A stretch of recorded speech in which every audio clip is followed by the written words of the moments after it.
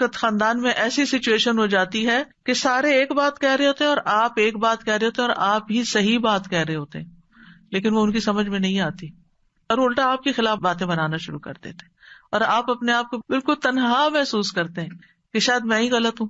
نہیں، آپ غلط نہیں ہوتے، لیکن ان کو آپ کی بات سمجھ نہیں آ رہی.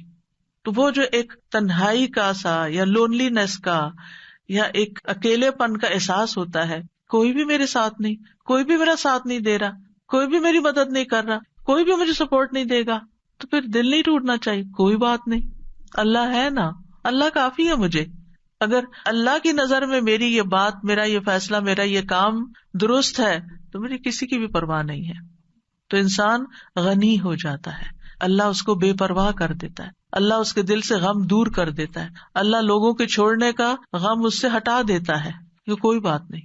بعض اوقات آپ کو کوئی بڑا اہم کام کرنا ہوتا ہے، کوئی اچھا پروجیکٹ لے کے آپ چلتے ہیں، آپ ایک دوست سے بات کرتے ہو، کہتے ہیں یہ دیوانگی ہے، ایسی تمہارا خیال ہے. دوسری سجیشن وہ بھی کوئی کام کی نہیں، تیسری وہ بھی. آپ سوچتے ہیں کہ کسی کو میری بات ہی نہیں سمجھ آتی، کوئی میرا ساتھ ہی دینے کو تیار نہیں. ایسے تمام دل ٹوٹنے والے ٹائمز پر حسبی اللہ و نعم الوکیل، اگر میں ایک خیر کا کام لے کر چلی ہوں تو اللہ میری مدد کرنے والا ہے.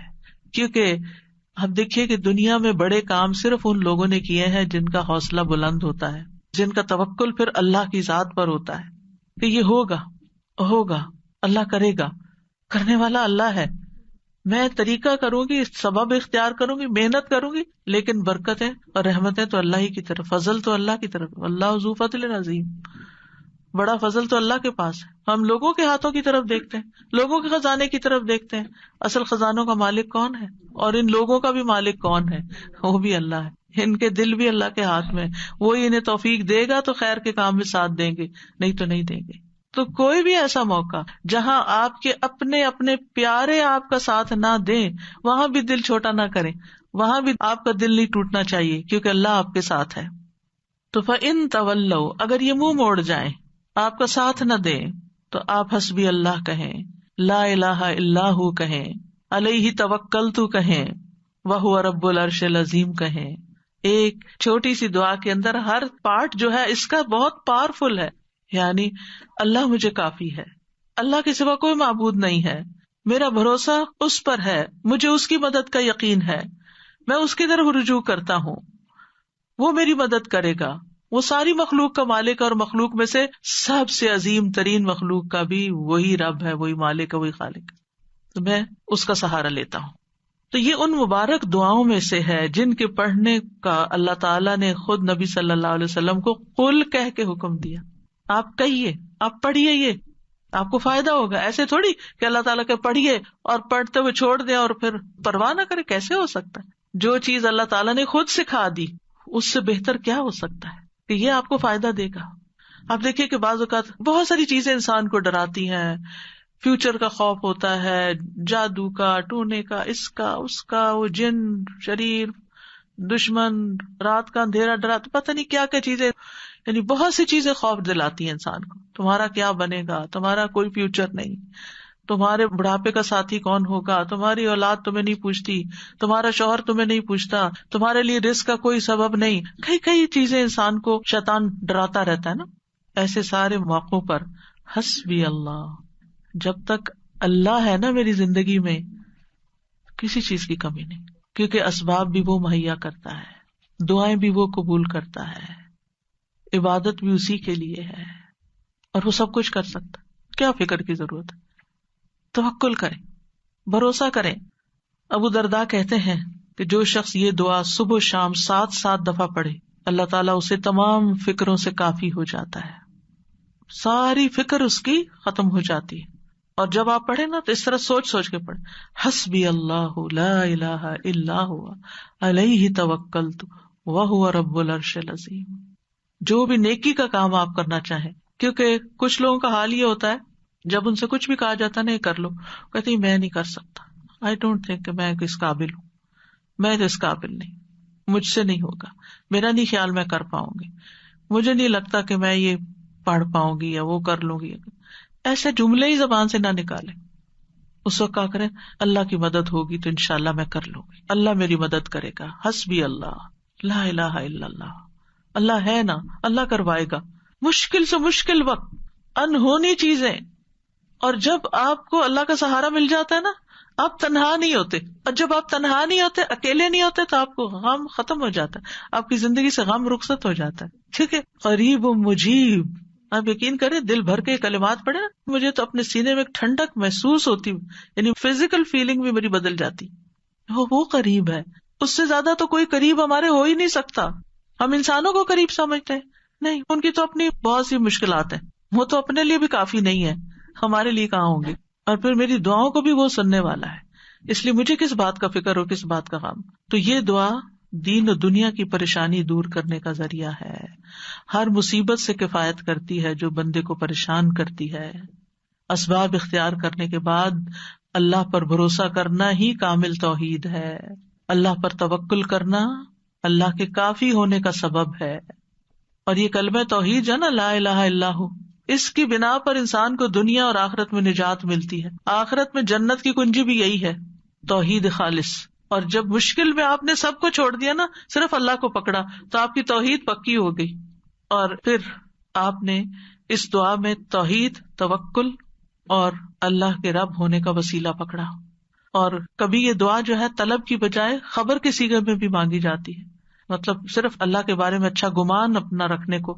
تو یہ توکل ہے کیا چیز, تھوڑا سا اس پہ بات کر لیتے ہیں.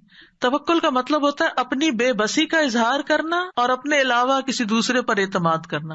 میں کمزور ہوں, میرے پاس کچھ نہیں, تو ہی سب کچھ ہے. اور دینی معنی میں توکل کیا ہوتا ہے, دنیا اور آخرت کے فوائد و نقصانات کے معاملے میں دل کا اللہ تعالیٰ کی ذات پر اعتماد کرنا, اور یہ ایمان رکھنا کہ اللہ کے سوا کوئی عطا نہیں کر سکتا, نہ روک سکتا, نہ نقصان دے سکتا, نہ نفع دے سکتا, سب کچھ اسی کے اختیار میں. ابن الجوزی کہتے ہیں یہ اللہ پر بھروسہ کرتے ہوئے اللہ کی اچھی تدبیر کی بنا پر اپنے معاملے کو اللہ کے سپرد کر دینا ہے, اللہ پر اعتماد کرنا ہے. خرابی کہتے ہیں توکل یہ کہ اللہ سے اچھا گمان رکھا جائے کہ اللہ یہ کام کر دے گا. توکل اللہ کے وعدوں پر دل کا اطمینان ہوتا ہے. ابن تیمیہ کہتے ہیں اللہ پر توکل کرنا فرض ہے اور بڑے فرائض میں سے ہے, جیسا کہ اللہ کے لیے اخلاص اپنانا واجب ہے. اور اللہ نے کئی آیات میں توکل کرنے کا حکم دیا ہے. یہ وضو کرنے کے حکم غسل جنابت کے حکم سے بھی بڑا حکم ہے, اور اللہ نے اپنے علاوہ کسی اور پر توکل سے منع کیا.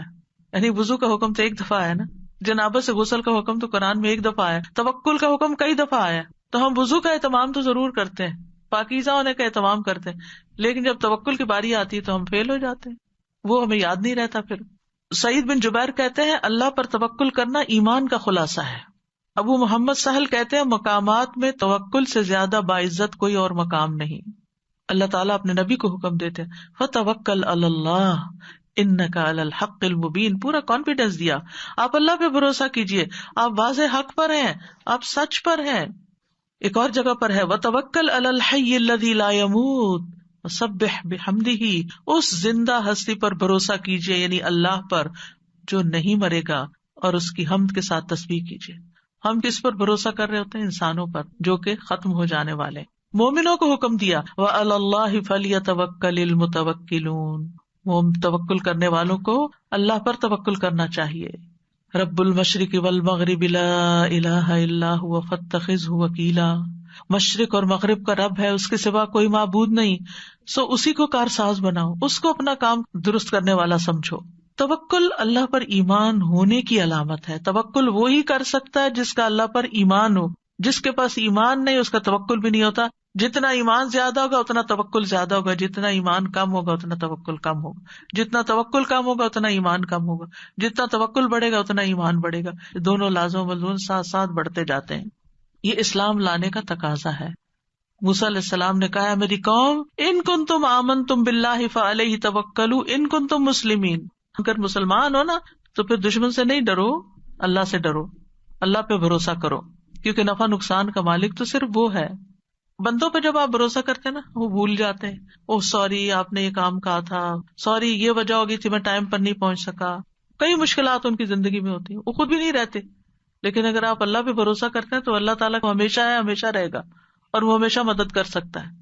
حالات تبدیل ہوتے رہتے ہیں، لوگ آپ کی زندگی میں تبدیل ہوتے رہتے ہیں، جگہیں تبدیل ہوتی رہتی ہیں، سچویشن تبدیل ہوتے رہتے ہیں، لوگوں کی لائلٹیز تبدیل ہوتی رہتی ہیں، لوگوں کے دل بدلتے رہتے ہیں، مالی حالات بدلتے رہتے ہیں. اس دنیا میں ہر لمحہ ایک چینج آ رہا ہوتا ہے، غیر محسوس چینج، اور بعض اوقات ہم اس کو ٹیکل نہیں کر سکتے کیونکہ ہمارے اندر بھروسہ نہیں ہوتا، توکل نہیں ہوتا. جو توکل کرتا ہے وہ ہر تبدیلی کے اندر کام ہوتا ہے. موسم بدل رہا ہے، کوئی بات نہیں، کوئی بھی چیز پسند کے خلاف، کوئی بات نہیں، سب ٹھیک ہو جائے گا.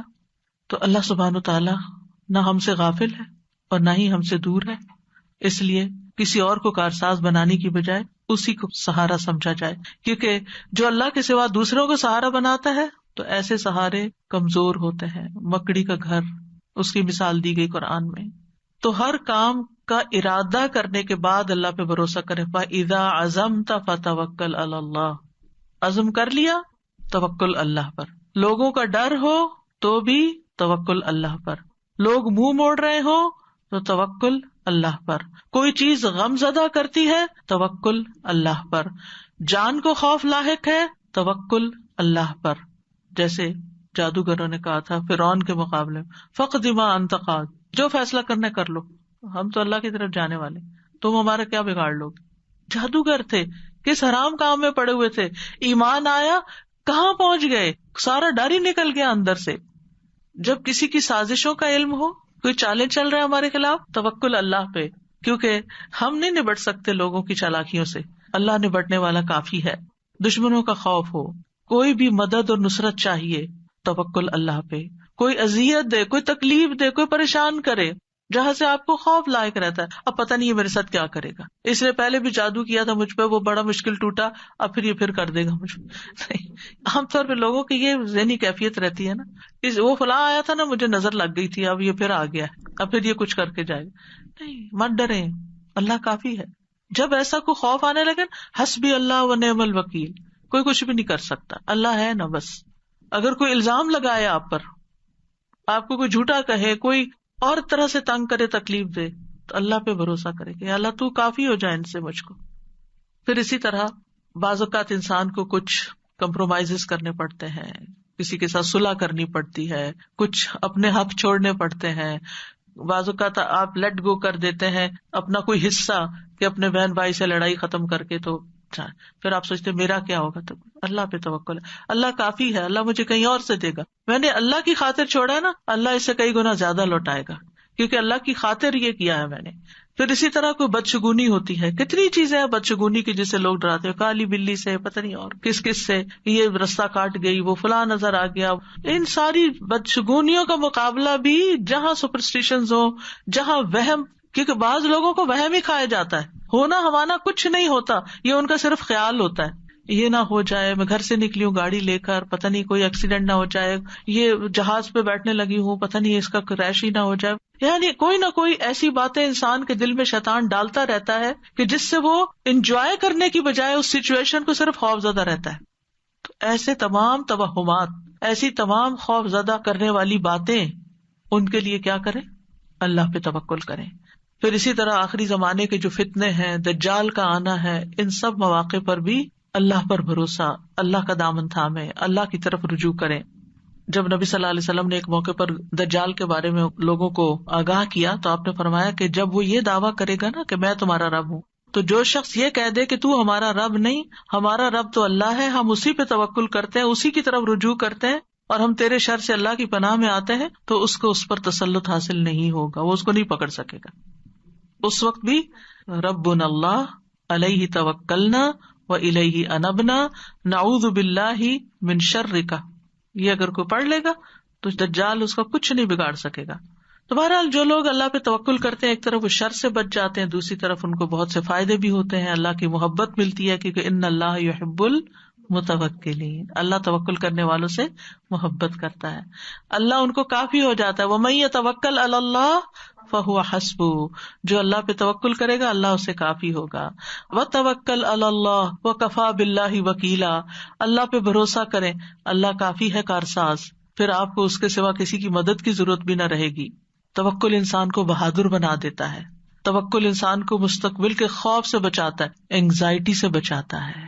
اینگزائٹی میں یہی ہوتا ہے نا، پتہ نہیں ابھی کیا ہوگا، پتہ نہیں ابھی ہوگا کہ نہیں، پر بے چینی بے قراری، تو توکل آپ کو اطمینان میں ڈال دیتا ہے، شیطان سے حفاظت ملتی ہے، وہم دور ہو جاتے ہیں، آخرت میں بڑا اجر ہے۔ وَلَأَجْرُ الْآخِرَةِ أَكْبَرُ لَوْ كَانُوا يَعْلَمُونَ الَّذِينَ صَبَرُوا وَعَلَىٰ رَبِّهِمْ يَتَوَكَّلُونَ، اور آخرت کا اجر تو بہت بڑا ہے، کاش وہ جانتے ہوتے، جن لوگوں نے صبر کیا اور اپنے رب پر ہی بھروسہ کرتے ہیں، ان کے لیے آخرت میں بہت بڑا اجر ہے، کیونکہ انہوں نے ہر موقع پر اپنی توحید خالص کر لی، اللہ پہ بھروسہ کر لیا، اللہ پہ بھروسہ کر لیا، رزق کا معاملہ ہو، بیماری صحت کا معاملہ ہو، اولاد کا معاملہ ہو، انسانوں کا معاملہ ہو، لوگوں کی پھیلائی ہوئی افواہوں کا معاملہ، کچھ بھی ہو، اللہ کافی ہے مجھے۔ یعنی ایسے لوگ زندگی میں سب سے زیادہ پرسکون ہوتے ہیں جو اپنے معاملات اللہ کے سپرد کر دیتے ہیں۔ تو اس لیے کوئی بھی چیز جب آپ کے دل میں گھبراہٹ ذرا سی بھی ڈالے، فوراً پڑھے حسبنا اللہ و نعم الوکیل، یا حسبی اللہ و نعم الوکیل، حسبی اللہ لا الہ الا هو علیہ توکلت وہو رب العرش العظیم۔